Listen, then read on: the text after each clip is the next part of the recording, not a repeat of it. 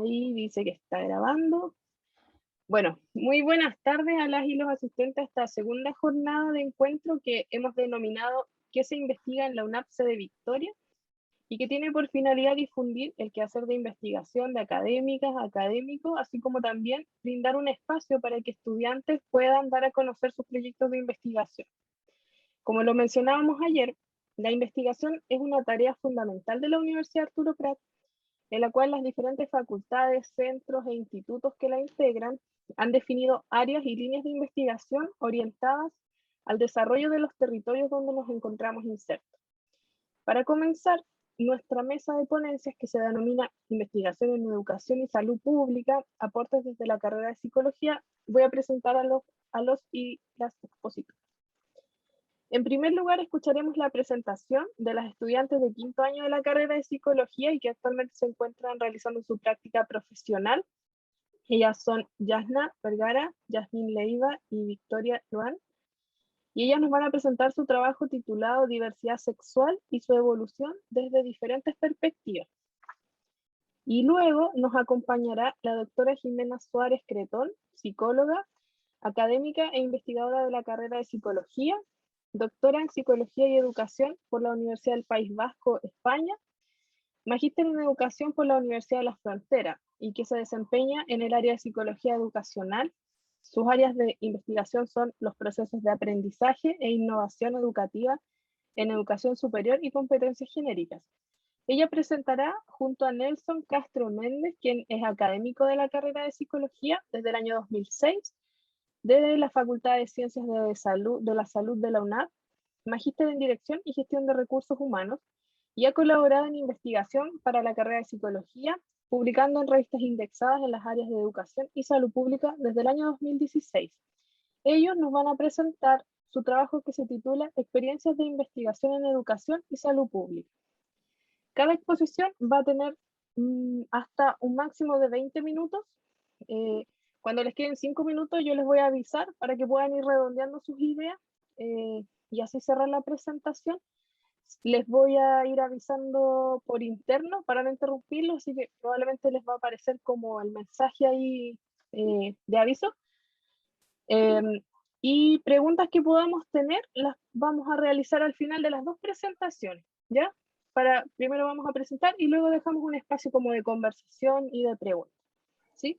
Entonces vamos a comenzar primero con la presentación de Yasna y Victoria. Ustedes me dicen, ¿le comparto yo la PPT o la tienen ustedes? Yo la estoy compartiendo, ¿se ve? Sí. Sí.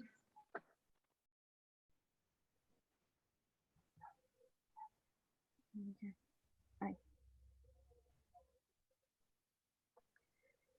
Ya. Entonces, buenas tardes a todos y a todas. Primeramente, presentarnos, ¿cierto? Como decía Carolina, somos estudiantes de psicología de quinto año, estudiantes en práctica profesional, y somos Yasna Vergara, Victoria Luna y que les habla Yasmín Leiva. En esta oportunidad vamos a exponer nuestra presentación, la cual fue anteriormente expuesta en un congreso en Arica, que lleva por título Diversidad Sexual y su evolución desde sus diferentes perspectivas, ¿ya? La que vamos a ir abordando a lo largo de esta presentación. Primero, conversarles un poco de cómo surge este proyecto. El proyecto surge mediante un trabajo de investigación que tuvimos que realizar dentro de la malla curricular de nuestra carrera, que era sobre metodología cualitativa. Es ahí donde nos surgió esta temática, donde nosotros debíamos encontrar una temática que nos llamara la atención, que fuera un tanto comunitaria, social, y este tema nos llamó mucho la atención, estaba muy contingente en ese momento y aún sigue muy contingente, ¿cierto? Cada vez más. Así que esta fue como la primera entrada a esta temática y a esta investigación.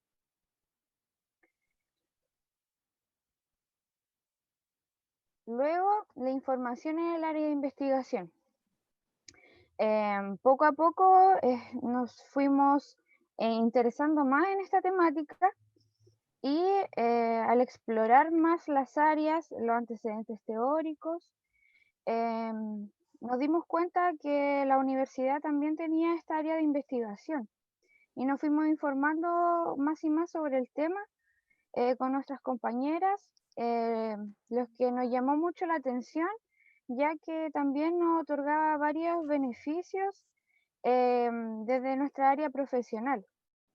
Por lo tanto, toda esta información fue creciendo y nos fuimos adecuando cada vez más a esta área de investigación más que del proyecto educativo solamente. Luego hicimos las primeras consultas a asuntos estudiantiles, donde supimos varias cosas de las cuales no estábamos tan informadas, y ahí estuvimos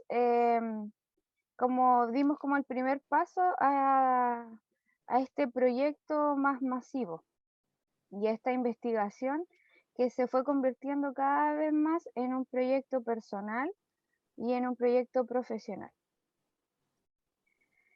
Ahí fue donde hicimos esta vinculación con el área de investigación de la universidad, donde Carolina, ¿cierto?, nos ayudó mucho y pudimos entrar en esta área de investigación, pudimos crear este proyecto de investigación y luego postular a este congreso.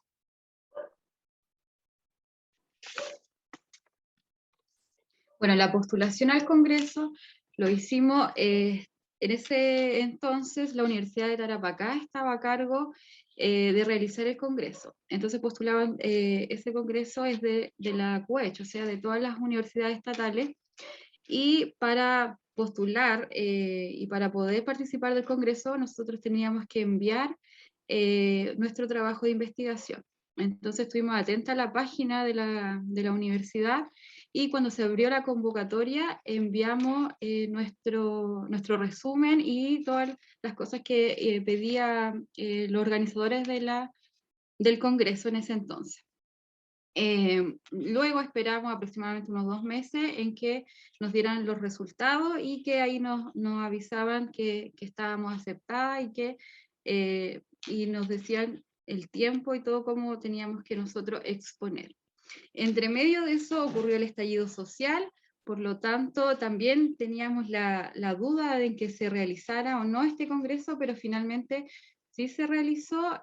Cambiaron solamente el lugar en el cual estaba estipulado desde un comienzo, ya no se hizo en la universidad, sino que se hizo en un hotel de la ciudad de Arica, en el Hotel Antay. Así que eso en cuanto a la postulación.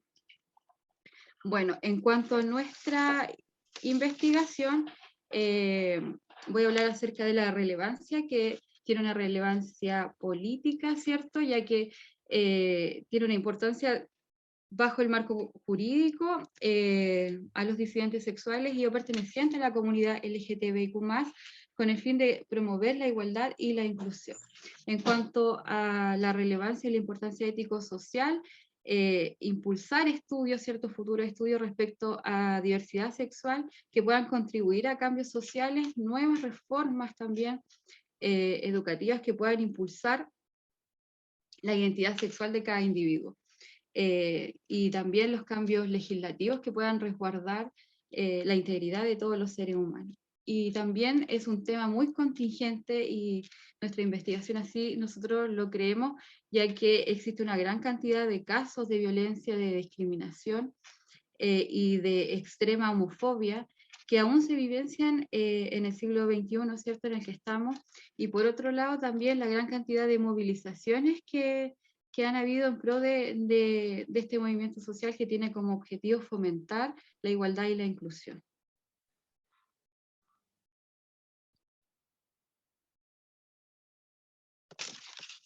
Bueno, en cuanto a nuestra pregunta de investigación, esta dice, ¿cómo han influido las nuevas políticas de inclusión sobre diversidad sexual en la aceptación social de los adultos jóvenes pertenecientes a la Araucanía, Biobío y Ñuble? La investigación de nosotros abarcó estas 3 regiones, los participantes que participaron de nuestra investigación. En cuanto al objetivo, el objetivo general hace alusión a describir la influencia de las nuevas políticas de inclusión sobre diversidad sexual en la aceptación social de los adultos jóvenes de las regiones que ya mencioné anteriormente, y nuestro objetivo específico apunta a definir conceptos asociados al constructo de diversidad sexual y sus diferencias, describir cómo han evolucionado las políticas de inclusión en los 3 ámbitos que mencioné también anteriormente, como el social, el judicial y educacional, en torno a los disidentes sexuales. Y por último, abordar diferentes perspectivas relacionadas con la evolución, los niveles de discriminación y aceptación de diversidad sexual en Chile. En cuanto a la metodología, los participantes fueron adultos jóvenes, ¿cierto?, entre 18 a 40 años que pertenecían a la comunidad LGTBIQ+, de las regiones que ya mencioné.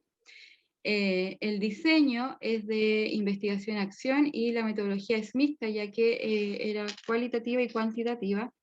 Además de se investigaron antecedentes empíricos y teóricos que se revisaron en distintas realidades. En cuanto al procedimiento, se utiliza una muestra de 18 personas a las cuales se le aplica una escala Likert, y posteriormente al azar se aplican a 5 individuos una entrevista semiestructurada. En cuanto a los resguardos éticos, bueno, se les presentó el consentimiento informado a los participantes, se resguardó su identidad y no se emitieron juicios de valor. Es súper importante este punto porque los participantes de mayor edad tenían mucho resquemor en cuanto a que no se conociera su nombre ni su identidad, y en la participación de esta investigación aceptaron participar sin que se divulgaran sus datos personales.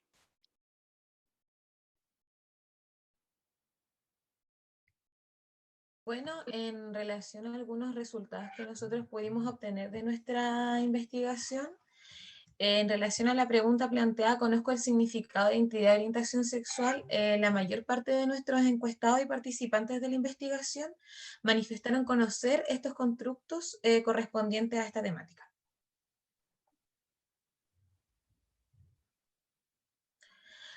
Pasando un poco a una de las preguntas de nuestra entrevista sobre cuál era la percepción acerca de la actitud de los docentes y o jefes frente a su orientación sexual y cómo influyendo en su desempeño, aparecieron 4 puntos importantes, los cuales son ignorancia, apoyo familiar, discriminación y aceptación.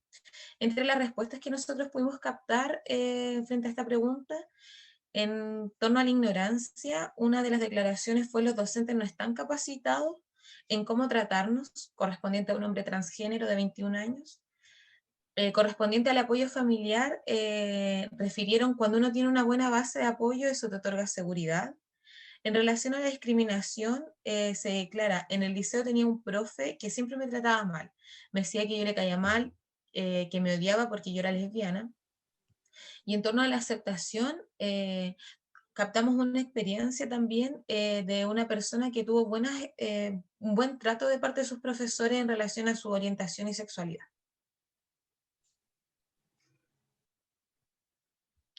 En relación a quienes han sido víctimas de discriminación de nuestros participantes, solo uno de ellos no aplicó para la pregunta, pero sí la mayoría había sufrido uno o varios tipos de discriminación a lo largo de su vida y desarrollo.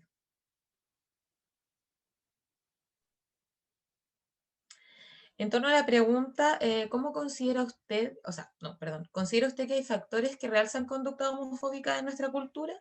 Se pudieron obtener distintas respuestas, como por ejemplo el machismo, la falta de información, la religión, estereotipos y falta de empatía, donde los participantes de nuestra investigación refieren lo siguiente. En torno al machismo, se declara que en Chile está todo muy pegado o orientado hacia el patriarcado. En relación a la falta de información, uno de nuestros participantes comenta: mi mamá no sabe mucho del tema, pero cuando yo le explico ella entiende. Por eso le digo que es la falta de información y de ignorancia frente a este tema. En torno a la religión, hay comentarios de la religión que afectan a que no se siga progresando en estas temáticas. En relación a estereotipos, podemos encontrar que el tema de la publicidad influye sobre la diversidad sexual y la falta de empatía.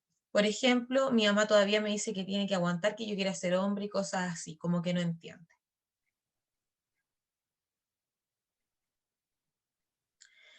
En relación a la pregunta, siento que las leyes que existen en Chile me amparan y o protegen en caso de violencia y discriminación.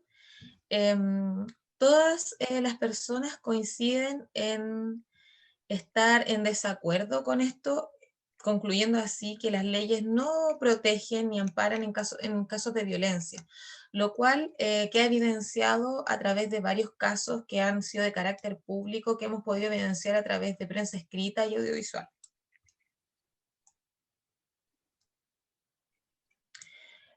Pasando a otro tema, la pregunta de: ¿considera que las políticas públicas nacionales fomentan la tolerancia, el respeto, la igualdad y la inclusión? La mayoría de las respuestas se orientan a que sí se necesitan avances en esta temática, a que existe falta de importancia, a que las políticas públicas están orientadas también a los intereses políticos, y vuelve a repetirse también la falta de información. Algunos de los extractos que pudimos extraer de la entrevista son los siguientes: en relaciones se necesitan avances, recién se está avanzando un poco, pero aún faltan cosas que ni siquiera se han discutido, falta de importancia, para mí las leyes no valen nada, por lo que pueden pegarle a alguien en la calle y cuánto le van a dar, no tomarán realmente importancia. En relación a intereses políticos, ¿qué pasa con una persona que es de derecha y su partido político le dice que no está bien? Un planteamiento de uno de nuestros participantes. Y en relación a la falta de información, los políticos deben hablar más sobre el tema, crear debates, porque la gente no se va a leer el decreto tanto que beneficia a los homosexuales por tal tema. En cambio, si se habla más, las personas están más informadas. Es decir, falta generar más espacios en donde se hablen y discutan estos temas.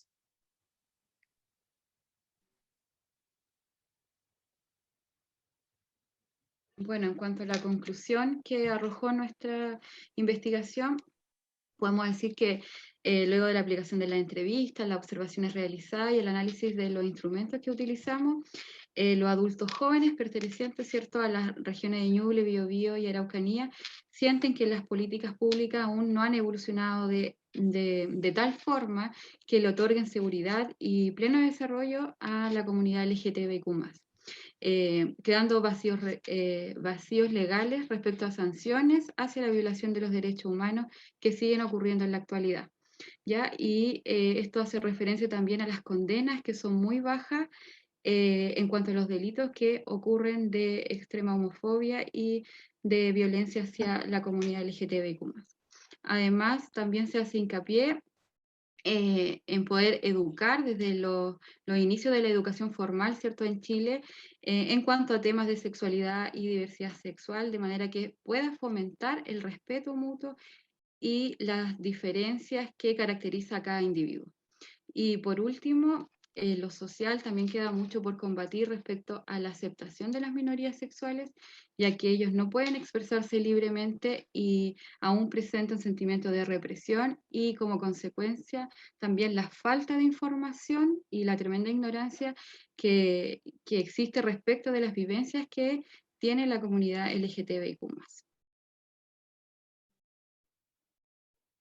Finalmente, podemos decir que en la actualidad este proyecto sigue en pie y está en proceso de una publicación más adelante en donde podamos contribuir más a un apoyo social, ya que encontramos que es un tema muy controversial y que está ahí en la mira actualmente.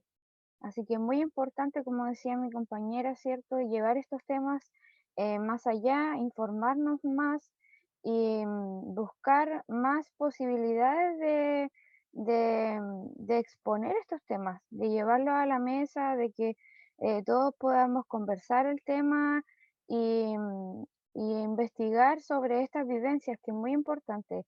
Por eso creo que es un trabajo de mucho valor, y personalmente también y profesionalmente nos otorga un valor profesional en donde también vamos a tener un peso, ¿cierto? Este congreso es muy importante, muy relevante para nuestras carreras.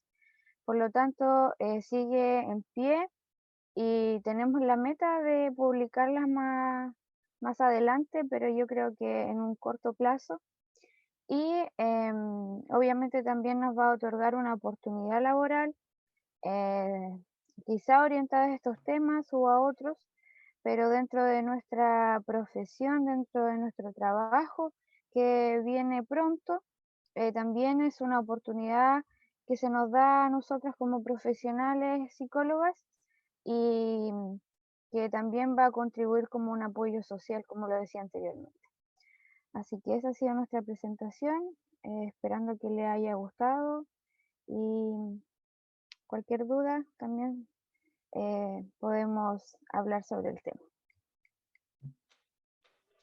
Súper, Muchas muchas gracias. gracias. Gracias a Yasmín, Victoria y Yasna. Súper interesante la presentación.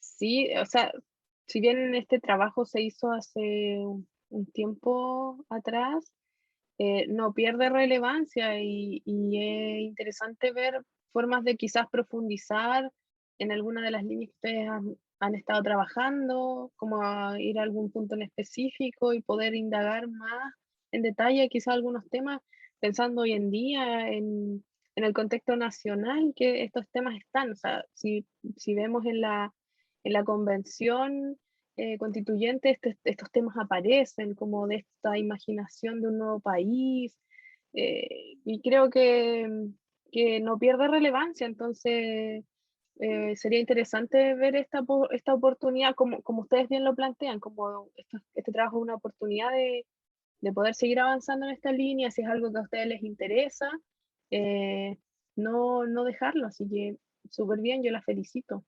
Muchas gracias por su presentación. Bueno, ahora siguiendo con las presentaciones, vamos a dar el pase a Jimena y Nelson para que nos puedan presentar su trabajo.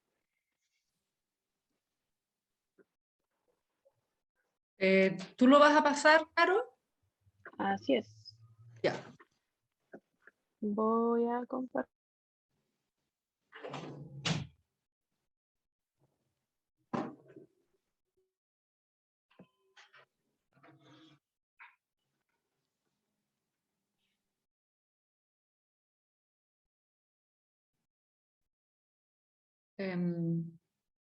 Ah. Ahí.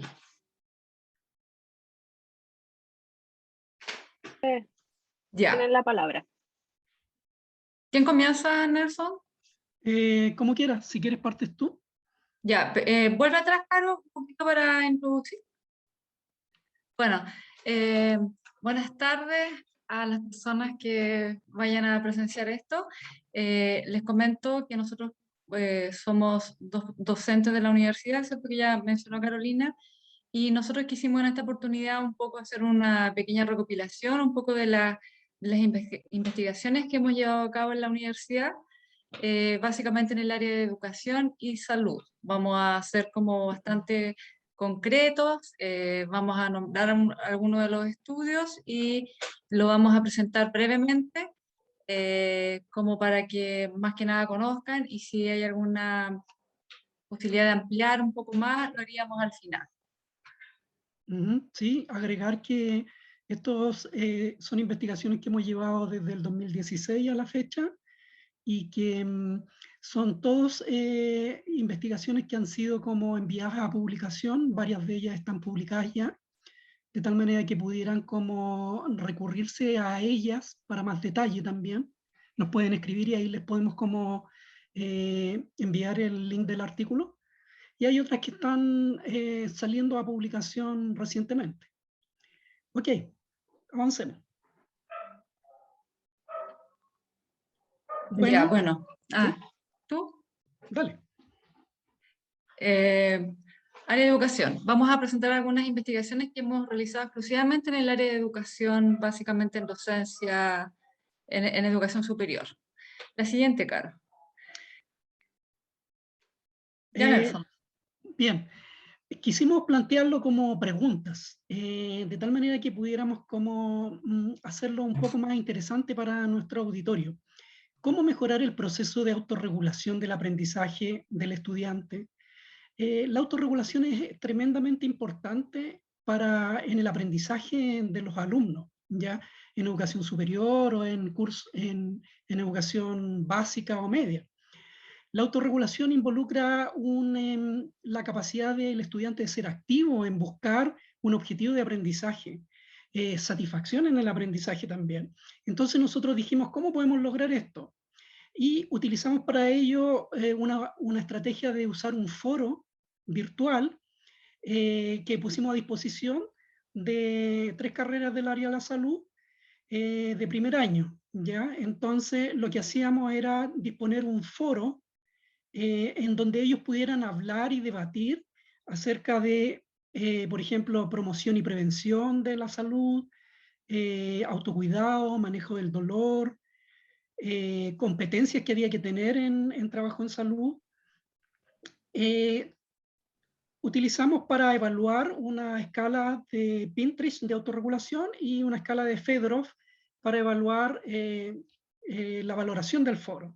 Y en efecto, se logra mayor autorregulación, pero fundamentalmente encontramos en la habilidad de aprender con otros, con pares, y en otros aspectos no logramos encontrar que se favorezca la autorregulación, solamente en esta dimensión de aprendizaje con pares. Y la valoración siempre fue positiva de los estudiantes respecto de que ayuda a investigar, aprender, generar opinión, el utilizar y el debatir dentro de un foro.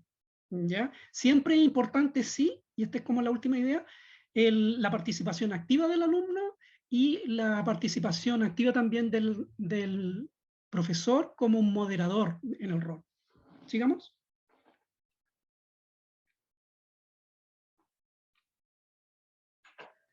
Bueno, ¿cómo lograr aprendizajes significativos en las asignaturas?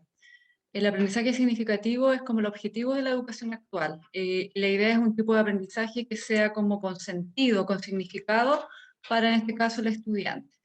Y nosotros pensamos cómo podemos lograr eso con los recursos que tenemos. Entonces, lo que se hizo fue crear un repositorio virtual, que era un lugar donde se alojaron todas las tesis que los alumnos de cursos anteriores habían realizado.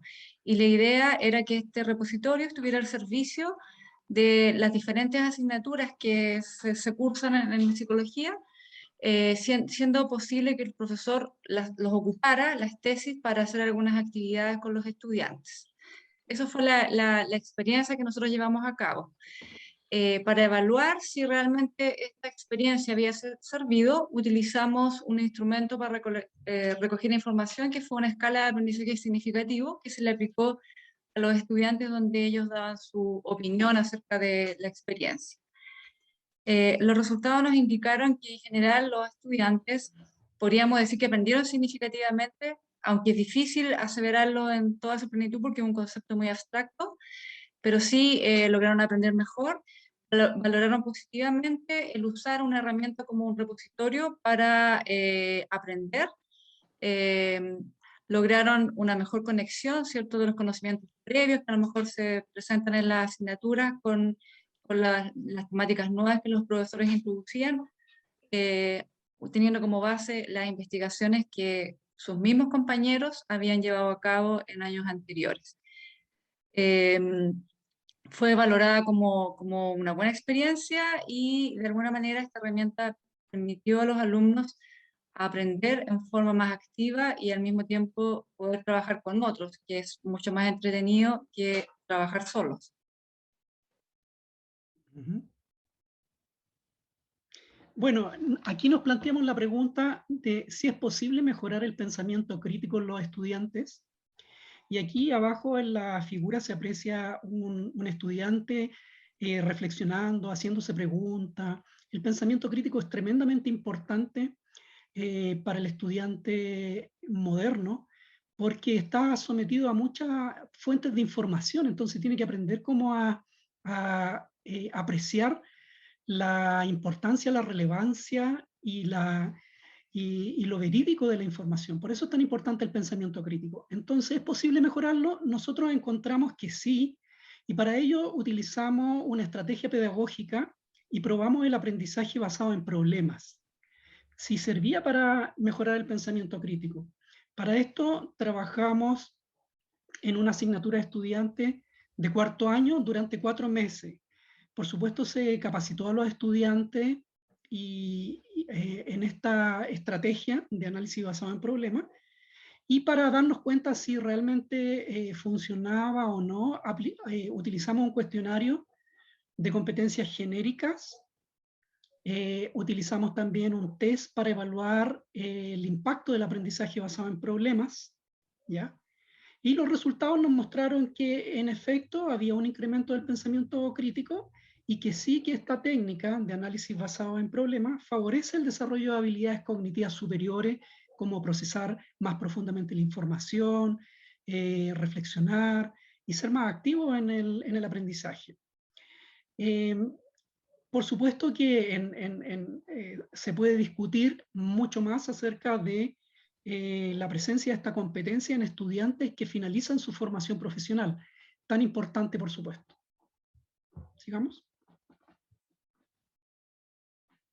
Bueno, en la misma línea de mejorar los aprendizajes de psicología, quisimos en realidad probar cómo podían los alumnos aprender de mejor forma la competencia de entrevista, que es una herramienta básica para los psicólogos, realizar entrevistas a diferentes tipos de personas. Entonces, para eso usamos una estrategia de simulación que estuvo basada en el uso de juego de roles, donde juego de roles se vivencian roles de la vida real, pero en una situación artificial. Y al mismo tiempo, este juego de rol era grabado en video, ¿ya? Trabajamos con esta estrategia en una asignatura de cuarto año durante un semestre, 4 meses, donde los alumnos se prepararon, se entrenaron y de alguna manera aprendieron lo que era el juego de roles como estrategia. Para ver si realmente esta estrategia o este método nos había servido o no, se recolectó información después de la intervención a través de una escala de aprendizaje significativo, también una escala para evaluar el impacto de la experiencia, y también el mismo profesor de la asignatura utilizó una rúbrica para ver si realmente los alumnos habían adquirido o no la competencia. Bueno, los resultados fueron favorables, los estudiantes señalaron una percepción bastante positiva de la estrategia usada, sobre todo con respecto a que lograron aprender mejor, de manera más entretenida, de forma más activa, lo que podríamos interpretar como que fue un aprendizaje significativo, y al mismo tiempo el docente que estaba a cargo de la asignatura, en la evaluación que él utilizó a través de una rúbrica, logró apreciar que los alumnos efectivamente habían adquirido la competencia de entrevista, y de una forma mucho más entretenida que lo típico a lo mejor que uno hace en las clases de psicología. Bien, aquí nosotros nos hicimos la pregunta: ¿qué hacer para evitar la reprobación alta en asignaturas biológicas?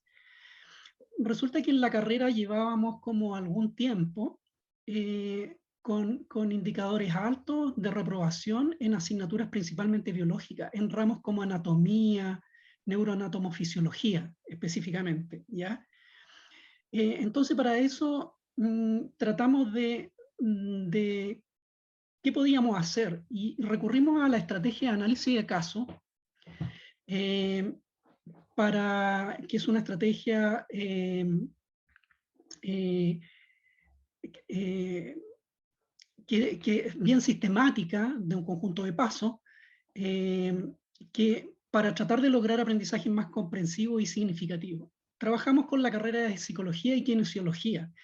Psicología tenía neuroanatomofisiología y anatomía kinesiología. Entonces, capacitamos a los estudiantes en análisis de caso, también a los profesores de los alumnos, y trabajamos durante 4 meses, ¿ya? Haciendo entonces una intervención que duró 4 meses. Utilizamos para asegurarnos un cuestionario de procesos de estudio de Bixby-Kember y una encuesta de valoración de la experiencia. Los resultados indicaron en efecto que los estudiantes cambiaban la forma como procesaban la información de anatomía, por ejemplo, porque era más fácil, era más significativo entender esta información cuando se aplicaba un caso y cuando los contenidos que podían ser como más áridos se podían asociar y relacionar con la solución de un caso. Entonces los estudiantes se llevaban de alguna manera este caso para la casa, lo revisaban y después lo presentaban. Y al presentarlo el profesor podía agregar información adicional y los estudiantes se nutrían de esta nueva información de la que compartían sus compañeros que también se habían llevado el análisis de caso para su casa, y se hacía un plenario y luego los estudiantes volvían a llevarse la retroalimentación para la casa y ejecutaban un informe final. Y de esa manera se desarrollaba un conocimiento más significativo y más permanente. Entonces hay cambios cuantitativos, hay un aprendizaje más profundo y esta estrategia de análisis de casos en efecto sirve para hacer un aprendizaje más significativo y por ende evitar estrategias memorísticas y por ende que aumenten la probabilidad de reprobación. Ya. Bueno, los estudiantes de psicología han sido nuestros aliados en nuestras investigaciones, como se darán cuenta.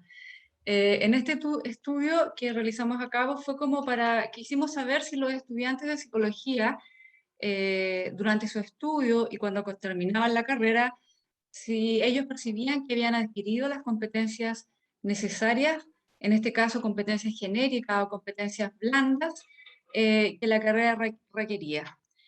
Y es importante sí aquí señalar que las competencias genéricas o blandas son aquellas competencias que no son exclusivamente de la profesión, sino que pueden ser comunes a diferentes carreras, como por ejemplo son habilidades que tienen que ver con los valores, con la personalidad, como por ejemplo la comunicación, el trabajo de equipo, el liderazgo, etc. Entonces, seleccionamos una muestra, que en este caso fueron 217 estudiantes de carrera de psicología, pero que eran de diferentes universidades, no solamente de la Universidad Arturo Prat. Y en estos grupos se dividieron en estudiantes de inicio, que fueron los alumnos de primer año, y también un grupo grande que fueron los estudiantes de quinto año. Entonces se evaluaron ambos grupos con un instrumento, que en este caso fue el cuestionario de competencias genéricas de Tuning latinoamericano, que tiene dos modalidades de medición. Por una parte, trata de identificar la competencia que el alumno considera como más importante, y también trata de ver si el alumno siente que esa competencia la ha logrado o la ha adquirido, ¿ya? Fue un estudio, no de intervención como los que hemos hecho anteriormente, sino de recogida de información. Bueno, los resultados indicaron que los estudiantes cuando finalizan su carrera perciben que el incremento de sus competencias genéricas es leve en relación a lo que debiera haberse logrado durante los 5 años de formación, ¿ya? Y esto de alguna manera, ¿cierto?, indica que una cierta como insatisfacción en los estudiantes, dado que deberían haber logrado un desarrollo mejor de esta competencia. Ahora, estos resultados a nosotros como carrera y como carreras de psicología nos ayudan como para modificar, ¿cierto?, las actividades que se llevan a cabo durante la formación, porque de alguna manera el perfil del estudiante no logra el nivel esperado de desarrollo de competencias que se requeriría, en este caso, para un psicólogo. Así es que es una investigación de recolección de información, pero que es súper importante porque te da una idea acerca de cómo están egresando los estudiantes de psicología. Bien, ¿cómo mejorar las habilidades socioemocionales que traen los estudiantes al ingresar a la carrera? ¿Es posible? Bueno, a través de una intervención es posible. Entre comillas, ya vamos a ver por qué. ¿En qué consiste la intervención? En entrenarlos en habilidades sociales, emocionales y en autoeficacia académica a través de un taller durante un semestre. Eso fue lo que hicimos con estudiantes de psicología. Hicimos una evaluación antes para ver si después de la intervención lográbamos algunos cambios. Entonces hubo una evaluación de pre y post intervención. Trabajamos con algunos instrumentos que nos permitieran evaluar antes y después si habían cambios o no en las habilidades socioemocionales, estas referidas arriba. Entonces, utilizamos la escala de metacognición de los estados emocionales, un inventario de situaciones sociales, una escala de autoeficacia académica y una evaluación cualitativa también.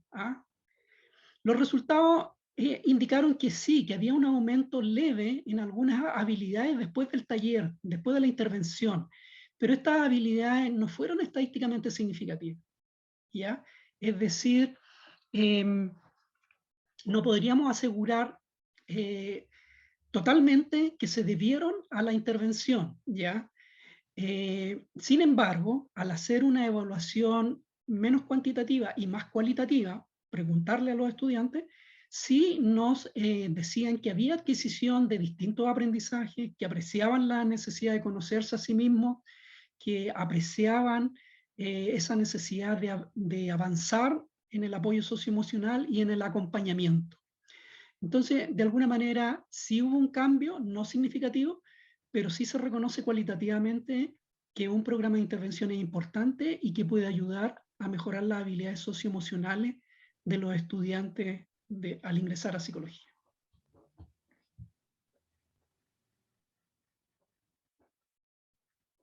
Bueno, acá en realidad nos dejamos de lado a los estudiantes de psicología y nos dirigimos a los profesores, a profesores de educación básica, ¿ya? Entonces nos planteamos la siguiente pregunta: ¿cómo es el bienestar y la autoestima de docentes de escuelas vulnerables? Y al mismo tiempo saber si este grado o nivel que presentan está relacionado con el rendimiento escolar de sus estudiantes.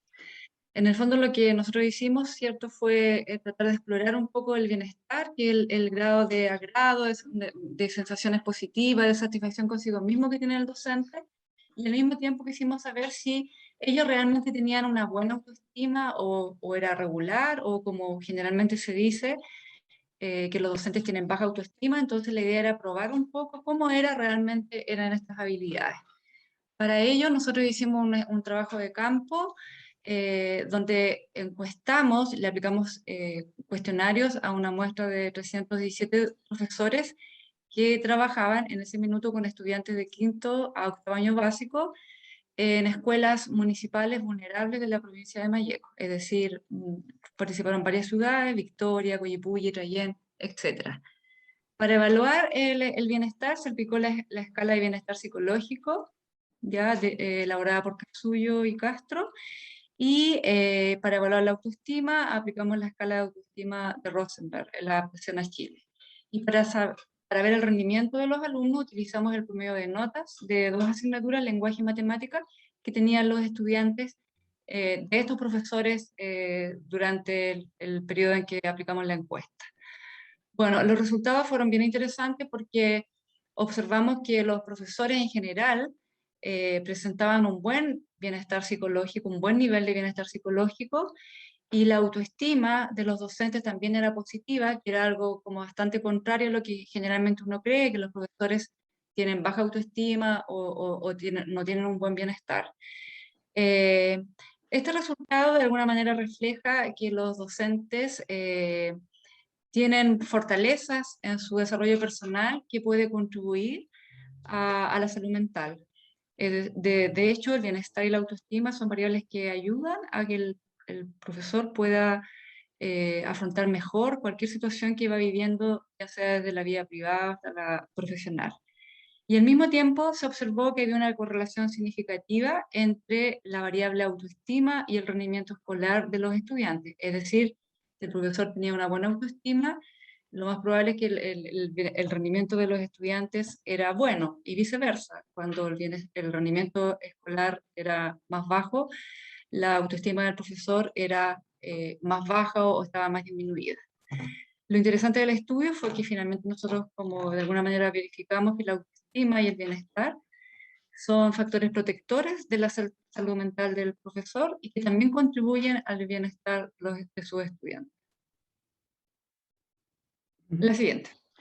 Bueno, aquí entonces vamos a focalizarnos un poco más en el área de salud pública, aun cuando por ejemplo, el último presentación que hacía Jimena ahí también tenía que ver un poco con la salud y el bienestar. Pero, sin embargo, vamos a analizar un poquito más el área de salud pública. Avancemos, por favor. Bueno, ¿cuáles son las reacciones de los estudiantes frente al confinamiento por pandemia? Esta es una pregunta que se intentó contestar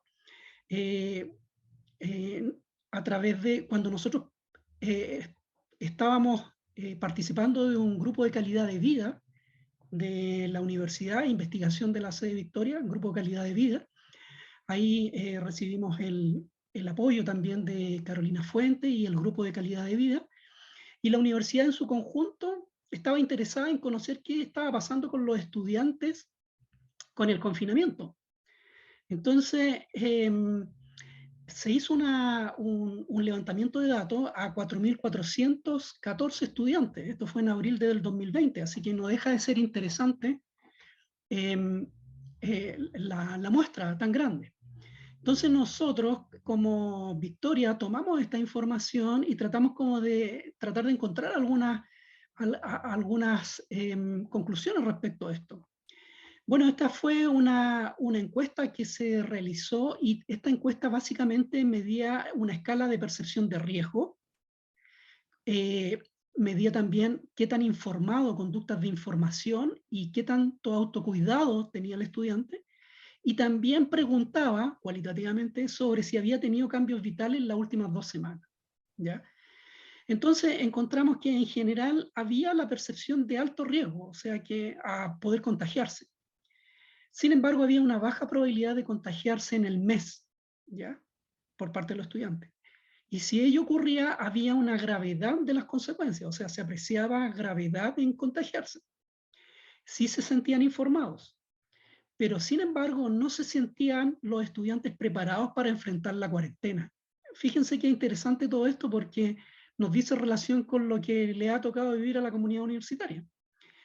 Y hay asociaciones significativas entre estas variables, entre percibir el riesgo, la gravedad de las consecuencias, tener tendencia a autocuidarse o no.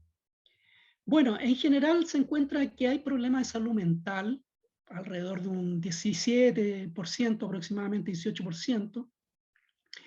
Esto está considerado alrededor de las 4 primeras semanas de confinamiento, ¿ya? Estamos hablando de 2020.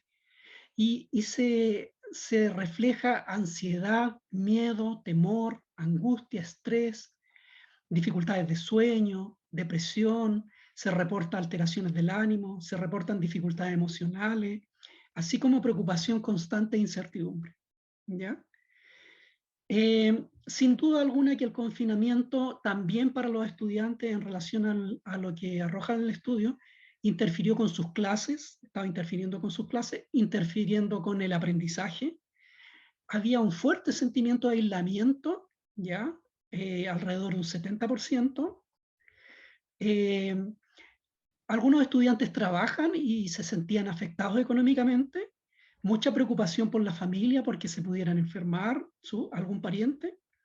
Y se observa, encontramos que, por ejemplo, el pertenecer a una etnia involucraba una mayor vulnerabilidad frente al confinamiento y a la pandemia. Sigamos.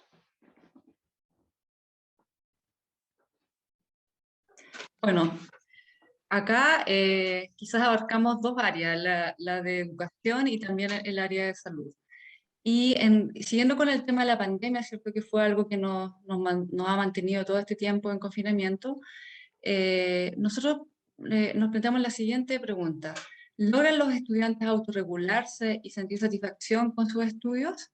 Bueno, de alguna manera, ¿cierto? Todos hemos vivenciado el confinamiento y como docentes, ¿cierto? De alguna manera percibimos todas las quejas de los alumnos, el disconfort, las sensaciones inusuales de estar encerrado.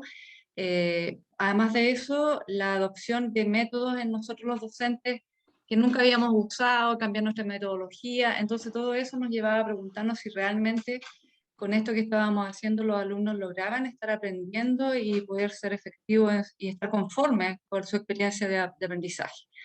Entonces para eso hicimos un estudio, que en este caso fue un estudio mixto, porque utilizamos cuestionarios cuantitativos, pero también hicimos preguntas como dirigidas más a comprender un poco la experiencia del estudiante, ¿ya? Bueno, aplicamos una escala de estrategia de autorregulación en contextos virtuales de aprendizaje y una escala de satisfacción académica. Estas escalas las aplicamos en alumnos de la Facultad de Ciencias de la Salud, en este caso de Victoria, participó psicología, enfermería y kinesiología. En total fueron 214 estudiantes los que contestaron las encuestas, y posteriormente a un grupo como menor, un grupo voluntario de 2 alumnos, se les aplicó una encuesta colectiva que fue un grupo focal en la cual se les preguntaba un poco las razones o las explicaciones que podían dar a las respuestas que ellos mismos reflejaron en la encuesta.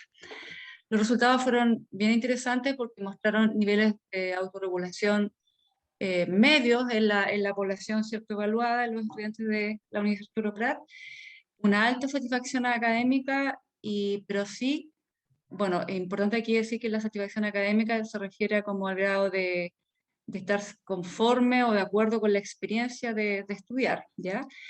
Y los estudiantes sí manifestaron una baja satisfacción con la experiencia de virtualidad, que en este caso la experiencia de virtualidad era un poco evaluar si le gustaba o estaba conforme con esto de aprender en línea, ¿ya? Y en ese sentido, los alumnos expresaron que tenían una baja satisfacción con la experiencia virtual, es decir, a ellos no les estaba gustando esto de tener clases a través del computador, se sentían incómodos, tenían problemas en el hogar, falta de espacio, muchas funciones que hacer al mismo tiempo, mala conexión, que fue súper importante, no contar con los equipos tecnológicos adecuados.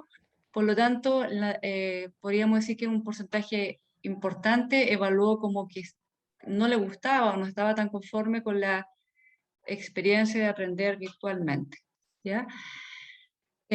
Bueno, también fue interesante conocer un poco cuáles eran las estrategias que los estudiantes estaban utilizando para estudiar, ¿ya? Porque era nuestro objetivo medir estrategias de autorregulación. Y bueno, fue súper importante observar que los estudiantes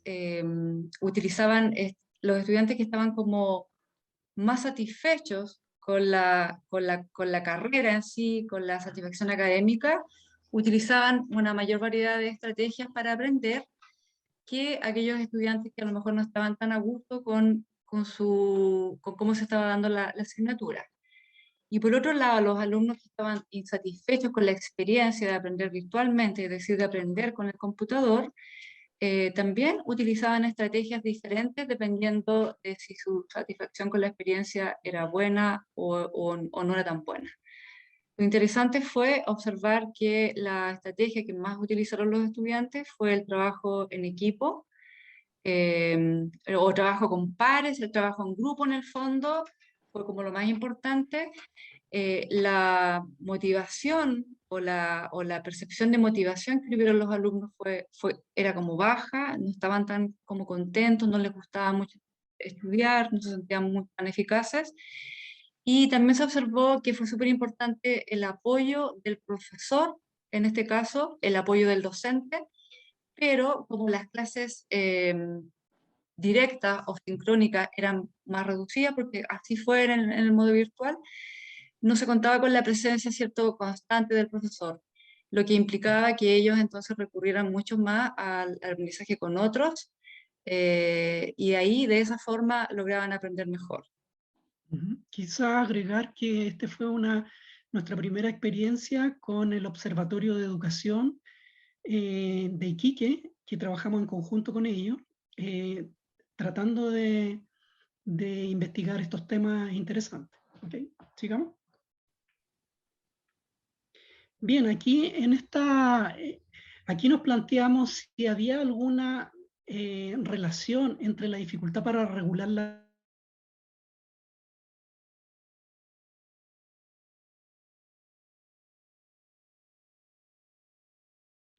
con su personal satisfacción con la vida. La satisfacción con la vida tiene que ver con el bienestar, está asociado al bienestar subjetivo. ¿Ah? Permite como enfrentar y hacer mayor frente positivamente la adversidad. Entonces nos interesó este tema, ¿ya? Trabajamos con 250 estudiantes de distintas carreras, psicología, kinesiología, enfermería, derecho incluso, y esto fue en noviembre del 2019. Utilizamos la escala de dificultades de regulación emocional, ya una escala que es validada en Chile. Utilizamos la escala de satisfacción con la vida y una escala de personalidad, el Big Five o los 5 grandes, digamos, ¿ya? ¿Qué encontramos? Bueno, encontramos que en general hay una relación entre la satisfacción con la vida que tienen los estudiantes con sus dificultades de regulación emocional, ¿ya? O sea, esa de alguna manera capacidad para poder regular las emociones tiene que ver con qué tan satisfecho se siente el estudiante consigo mismo, cómo se evalúa, ¿ya? Negativamente, por supuesto, o sea, mayor satisfacción vital, menor dificultades para regular la emoción, ¿ya? Y a mayor dificultad para regular las emociones, menor satisfacción vital. Bien, respecto a la personalidad, vimos que se relacionaba negativamente con neuroticismo o inestabilidad emocional, ¿ya? Si bien todas las variables que nosotros vimos estaban relacionadas con satisfacción con la vida, cuando uno quería predecir un poco la satisfacción con la vida, nos dábamos cuenta que solamente la desatención emocional, que es una dificultad de regulación emocional, la responsabilidad y el neuroticismo son predictores significativos de la satisfacción vital. Esto es interesante porque la responsabilidad ocupa un papel tremendamente importante en el tema de la satisfacción con la vida. Eso es interesante. Así como la desatención emocional y la inestabilidad emocional. Sigamos, por favor. Bueno, siguiendo con el mismo tema de la dificultad para regular las emociones y la personalidad, nos planteamos la siguiente pregunta. ¿La dificultad para regular las emociones y la personalidad van cambiando a medida que se va avanzando de curso o en este caso a medida que se va aumentando en edad, ¿cierto? Bueno, nuevamente esto lo observamos en estudiantes de la Universidad Arturo Prat, en una muestra de estudiantes que fue de 326 de distintas carreras. Ahora, como decía Nelson anteriormente, es súper importante este concepto de regulación de emociones porque tiene que ver un poco con el manejo, ¿cierto? O con el control que nosotros podemos hacer de las emociones positivas y en este caso negativas. Y por otra parte, con factores más estables de la personalidad que supuestamente van cambiando a través de la vida, pero no se sabe exactamente cómo ocurre esto en la etapa universitaria. Entonces, se aplicaron dos instrumentos, la escala de dificultades de regulación emocional y la escala de personalidad de los 5 grandes. Bueno, todos los perfiles de personalidad relacionados a dificultades de regulación emocional, ahí me quedé, incluyen al neuroticismo y a la responsabilidad, y que la extraversión, la amabilidad o la apertura influyen diferenciadamente sobre el descontrol emocional y sobre la desatención. Es decir, a medida que el estudiante avanza de curso, disminuye el neuroticismo, que a lo mejor es mucho más alto al inicio, y aumenta la responsabilidad. La confusión emocional es mayor en primer año y la interferencia, el descontrol y el rechazo emocional en los cursos intermedios. Ahora, este estudio es importante porque de alguna manera nos va indicando cómo va cambiando la conducta del estudiante desde que ingresa a la universidad hasta que la termina o va a los últimos cursos, en lo que se supone que debería ir evolucionando pero en el sentido de la docencia, ¿cierto? De la formación universitaria, nos permite saber un poco qué puede necesitar más un estudiante con respecto a apoyo socioemocional durante los primeros años y qué ya ha logrado, ¿cierto?, a medida que va avanzando y que a lo mejor puede quedar un poco más independiente. Entonces, orienta a la universidad acerca de cómo puede actuar, qué puede ofrecerle, qué puede hacer para que los estudiantes tengan un mejor desarrollo emocional y al mismo tiempo puedan ir manejando mejor todas las experiencias a las que se van enfrentando. Las siguientes. Bien, aquí nos preguntamos por los riesgos psicosociales, es decir, aquellos riesgos que están relacionados al trabajo, a las condiciones de trabajo. Y nos preguntamos qué riesgos psicosociales están relacionados con la salud laboral en centros de salud, en hospitales, por ejemplo. ¿Ya? Trabajamos con una muestra de 438 funcionarios de centros de salud, esto fue el año 2017. Nos basamos en variables que mide el cuestionario Suceso ISTAS 21, que son variables de salud general, salud mental, vitalidad, reporte de síntomas y el reporte de enfermedad laboral o enfermedad debida al trabajo. Nosotros aquí trabajamos con las prevalencias, es decir, el porcentaje de sujetos que decían que tenían ese riesgo aumentado. Y entonces consideramos la cantidad de personas, la frecuencia de las personas bajo una condición de riesgo mayor al 50%. Los resultados mostraron que el 14,6% señalaba tener una enfermedad diagnosticada, provocada y o agravada por el trabajo. Reportaban estar enfermos debido al trabajo, un 14,6%, eso es lo que decían. Pero nosotros dijimos, bueno, lo que ellos nos dicen, ¿qué tan cierto será? Y lo correlacionamos con indicadores de salud general, salud mental, vitalidad y niveles de síntomas y de estrés. Y encontramos que en efecto se daban niveles altos de estrés, bajos de vitalidad, problemas de salud mental y niveles de salud general más bajos en estas personas que reportaban sentirse enfermos, ¿ya? También se relacionaba con las condiciones de trabajo, ¿ya? Parece que ahí se cambió la a la diapositiva. anterior. Ok, ahí sí. Ya, entonces también se relacionaba con las condiciones de desequilibrio entre esfuerzo y recompensa, el esfuerzo que hacía el sujeto en su trabajo con la recompensa que percibía, que recibía.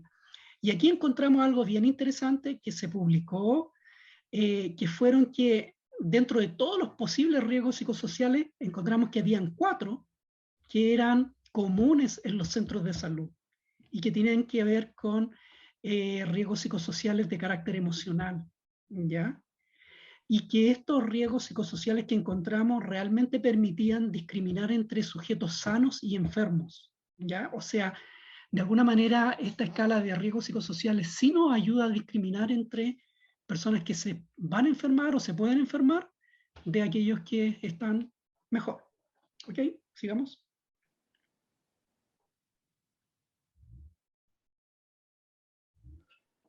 Nelson, ¿quieres tú seguir en Bueno, esta? ya.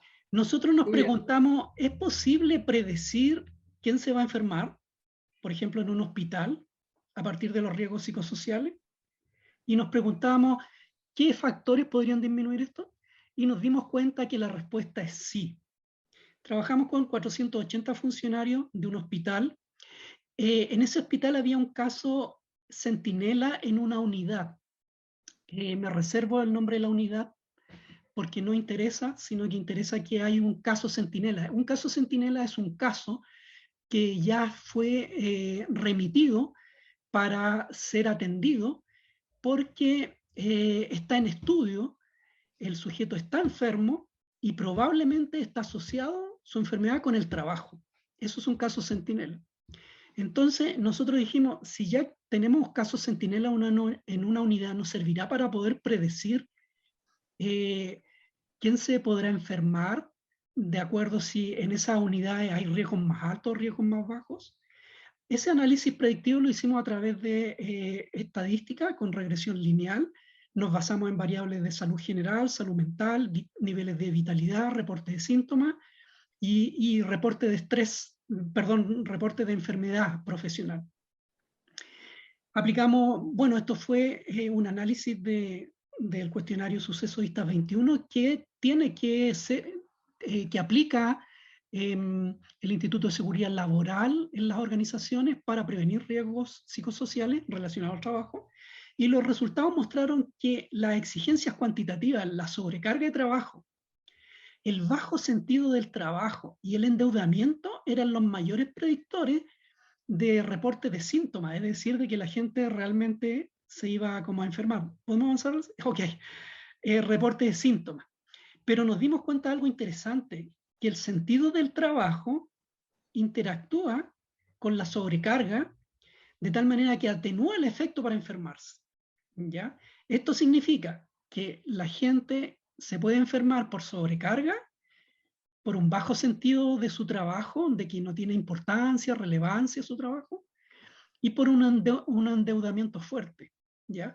Sin embargo, cuando la gente percibe que tiene un alto sentido del trabajo, que su trabajo es importante, pueden atenuarse todos los efectos y la persona no enfermarse tan fácilmente. Y eso es, nosotros encontramos que el sentido del trabajo, de la valoración del trabajo, es el principal recurso en los hospitales, porque está en general es alto, ¿ya? Es lo que los protege. El bienestar está asociado a la salud mental y a las exigencias emocionales y se concluyó que el riesgo psicosocial sí se asocia a enfermedad, pero puede ser atenuado por recursos en un hospital, como por ejemplo el sentido del trabajo. ¿Ok? Sigamos. Jimé. Bueno, ahí concluimos. Bueno, nos pasamos de los 20 minutos. Son varias las experiencias, ¿cierto?, que presentamos. Comentarles que varias de estas investigaciones han sido publicadas en revistas científicas. Si alguien tiene interés en conocer con detalle alguna investigación en forma específica, nos puede escribir. Ahí están nuestros correos. ¿Ya? Existen otros estudios de los que presentamos hoy en día que están en vías de ser publicados. También nos pueden consultar por si alguien quiere tener más información. Y quizás como para finalizar, señalar que, bueno, si ustedes se fijan, todas las investigaciones han surgido de alguna manera como quizás para resolver dudas, resolver algún problema, explorar temas que a lo mejor no conocemos bien, tratando siempre que tengan como una utilidad concreta, un aporte. Y nosotros nos gusta la investigación, por lo cual estamos abiertos un poco a que si alguien que presencie este seminario esté interesado en llevar a cabo alguna investigación, quiere colaborar con su empresa o quiere que su empresa sea a lo mejor como su establecimiento, sea parte de una investigación, la idea es que nos contacte, porque uno de los temas más difíciles para los investigadores es tener muestras, participantes, personas que quieran realmente colaborar en investigación. Y así nosotros podríamos lograr no saturar a nuestros estudiantes universitarios, que son los que nos han ayudado mucho a poder completar estas investigaciones. No sé si quieres agregar algo, Nelson. ¿Nelson se cayó? No. Ya. No, todo bien. No, no, nada más que agregar. Yo creo que fue total explicativa tu última intervención, así que no, nada de agregar y gracias por escucharnos, ¿no? Sí, no, muchas gracias por la presentación. Yo felicito, la verdad, creo que ver el trabajo que han ido desarrollando así da cuenta de hay una agenda de investigación así bastante interesante, bastante intensa y densa también, donde han ido complejizando. Si uno va viendo como los temas que han ido trabajando, de a poco han ido como especificando más, incluso como buscando, profundizando en algunos temas. Y creo que eso es difícil de ver cuando los papers van saliendo como, no sé, porque se van publicando estos resultados, pero sale uno al año, dos al año, pero el trabajo que ustedes han ido haciendo es sistemático en estos últimos 5 o 6 años y me parece que eso es un mérito y que no se aprecia, digamos así, desde fuera. Nosotros no lo logramos apreciar en la magnitud de lo que ustedes han estado trabajando, así que yo los felicito por eso. Creo que fue súper bueno que pudieran hacer una sistematización así para compartirla, sí, de verdad, porque cuando hay publicaciones de artículos, nosotros los vamos viendo como, claro, como a gotera, y vamos quizás haciendo recuento semestral o anual, pero no logramos ver como todo lo que ustedes han ido trabajando en este último tiempo, así que me parece súper bien. Eh, Así que no, de verdad reitero mis felicitaciones. Yo creo que el trabajo que ustedes están haciendo es una agenda de investigación en desarrollo. No es una investigación inicial, ni incipiente, es una investigación que está en desarrollo y que es importante que se pueda potenciar aún más. Sí, yo Así que los quisiera agregar felicito. también, felicitar a las chicas también, Jasna, Sí. Yasmín y equipo por atreverse con temas que realmente nosotros, por ejemplo, no hemos ido dejando de lado, diversidad, ¿cierto? Que son temas que de alguna manera también como son importantes abordar y nosotros no hemos podido ir focalizando en eso nomás, así que es necesaria nueva gente que vaya publicando sobre otras cosas que son interesantes y valiosas para el país igual. Sí, y también me parece súper bien que hayan logrado finalmente presentarlo en Arica. En Arica fue, ¿cierto? Y sobre todo en ese contexto que fue tan complejo después del estallido social y que fue difícil trabajar, ¿cierto? Seguir los cursos normales y verlas ahí en las fotografías que presentaron exponiendo su trabajo. Lamentablemente nosotros no lo vimos en directo, pero ya no se usaba lo virtual ahí. Pero si hubiese sido en estos tiempos, seguramente la habríamos visto a través de una experiencia virtual. Así que saludarla, felicitarla, además que ahí están mis dos estudiantes de práctica. Así que súper. Sí, súper. Yo, para cerrar, me gustaría hacerles una pregunta a los dos, digamos, a las dos exposiciones, que es una pregunta general que estamos haciéndole en el contexto de este seminario, y es cómo ven ustedes el aporte de la universidad desde el área de investigación para el territorio, pensando en los escenarios complejos en los que estamos viviendo hoy día. Ya lo hemos comentado antes, o sea, si pensamos en la distribución Mayeco-Cautín, eh, Cautín tiene el 80% de la población, Mayeco tiene el 20%, y muchas veces esa proporción, esa distribución, digamos, se va reflejando como en otros ámbitos, en recursos, en asignación de proyectos, quizás en oportunidades, eh, y ahí está como, nosotros estamos ahí, digamos. Entonces, ¿cómo ven ustedes que desde investigación quizás podríamos aportar al territorio, que en realidad es lo que nos convoca? ¿Se Yasna o Yasmín? ¿Cómo lo ven ustedes?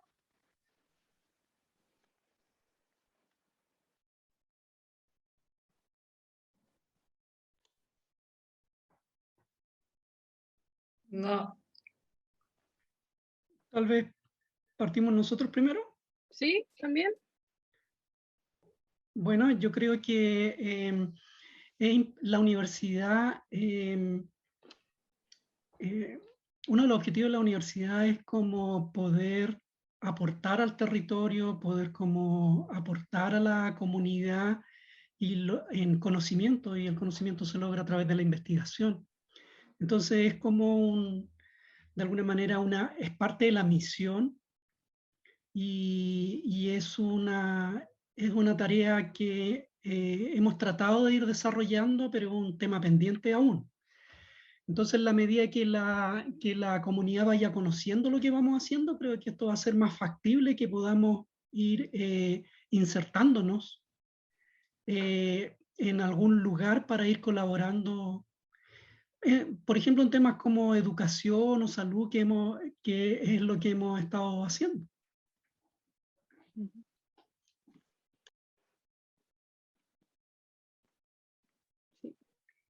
Yo creo que Yo creo que en esta misma instancia, bueno, esta misma instancia nos ayuda mucho a reconocer el trabajo que hemos estado realizando.